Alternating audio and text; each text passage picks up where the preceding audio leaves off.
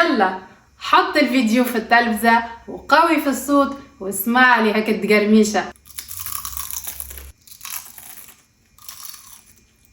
أهلا وسهلا ومرحبا بكم في الحلقة السادسة والأخيرة من سلسلة تحضيرات رمضان. إن شاء الله تكون عجبتكم السلسلة الأولى في قناتي، وإن شاء الله يا رب تكون فتحت خير علينا باش نوصلوا ونقدموا. وما دامكم واقفين معايا بالاشتراك والبارتاج اي سورتو كلامكم الحلو، قدرة ربي ماشيين في ثنية باهية برشا. ومن غير ما نطول عليكم، حلقة اليوم باش تكون لعشاق البنة والضخامة. نعم، باش نعطيكم فكرة سهلة وبنينة برشا باش تزينوا بها طاولتكم في سيدي رمضان ان شاء الله، وتودوا بها عائلاتكم وضيافكم زاده. وبالطبيعة نجموا تحضروها من توا كيفي انا وتحطوها في الكونجيلاتور، وقبل شقا نفطر جست بربع ساعة تخرجوها، يا تقليوها يا تحطوها في الفور ديريكت. باش نعملوا مع بعضنا كعيبات سمسة سكري سالي، او باش نزيد نودكم بكعيبات سمبوسة يا خرابي على البنة. مالا ما نزيدش نطول عليكم، نتعداو للرسمي.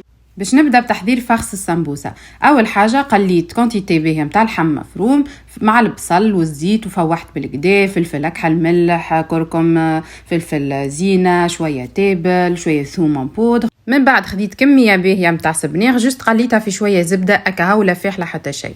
زدت 4 توابع فرماج تريانجل، وحكايه 150 غرام بارميزان. الفرماج نجموا تحطوا اللي تحبوا. خلطت كل شيء مع بعضه، وهذاك هو خليط السمبوسه ساهل ماهل ما فيه حتى شيء. نتعداو توا الفخس السمسه واللي هو زاده كيف ساهل ما فيه حتى شيء. اخديت زوز صدور دجاج طيبتهم زعر في الماء في شويه ماء. بالنسبه للفاح جست شويه ملح فلفل اكحل، كونتيتي باهيه نتاع كركم، وشويه بالكل فلفل زينه. من بعد رحيتهم تنجم تهرسهم تنجم ترحيهم. وخذيت معاهم زاد حكايه 200 غرام لوز ابيض عرجته مليح من بعد رحيته. وخذيت معاهم حكايه 50-60 غرام اموند ايفيلي قليته في الزبده بالكدا باش يخرج هيك البنه نتاعو.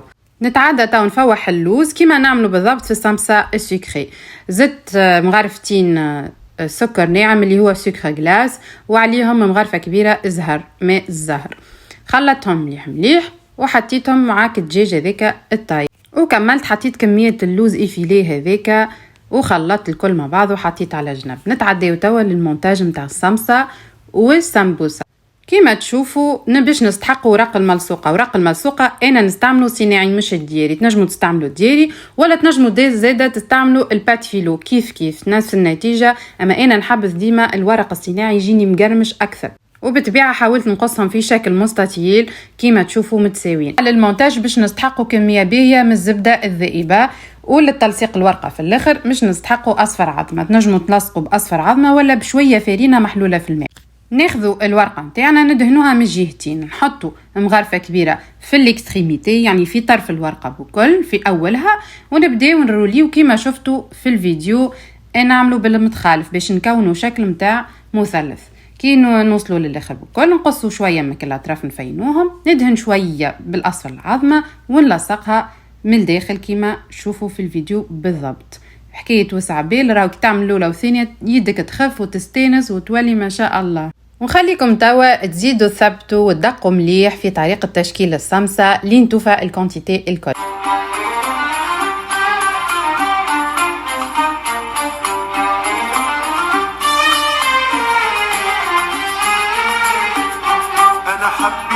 حبيت وداريت وتمنيت حبي يعيش، ومخبي لروحي كلام في روحي وروحي ما تخبيش. انا حبيت وتحبيت وداريت وتمنيت حبي يعيش، ومخبي لروحي كلام في روحي وروحي ما تخبيش. وكلامي شجر عطشان للفن عطش الجناحين للريش، وكلامي شجر عطشان للفن عطش الجناحين للريش. فينك يا عبد الحي يا سلام يا شيخ سيد درويش. من بعد ما كملت كونتيتي السمسة تعدينا كيف نفس الطريقة ونفس لي زيتاب الكل باش نعملوا السمبوسة. قصيت لي ديبوند هكيكا مستطيلين بتاع ورق الملصوقة، دهنت من الجهتين زبدة ذايبة، حطيت مغرفة كبيرة من الفخس من الخليط متاع السمبوسة في الاكستريميتي، وروليتهم لين تحصلت على الشكل كيما تشوفوا المثلث. ماذا بيكم زاده في كل طاويه تحاولوا تكبسوا على الورقه بالكدا باش الفاخس هذاك ما يخرجش في القليان، والورقه تجي مرطوبه ماهيش مفرفشه ولا ما تتفرتش من بعد.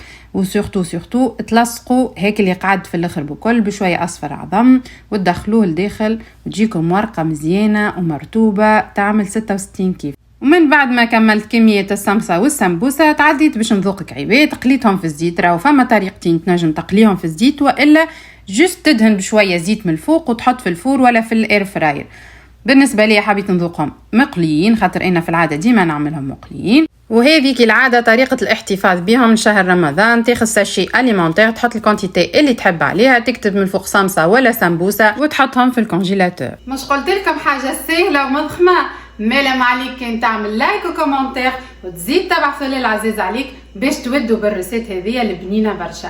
وما تنساوش الاشتراك في القناة باش يوصلكم الجديد الكل في شهر رمضان وغير شهر رمضان قدرة الإله. ما لما بقالي باش نقول لكم كان إن شاء الله نتلقاو في سلسلة جديدة وبنة جديدة.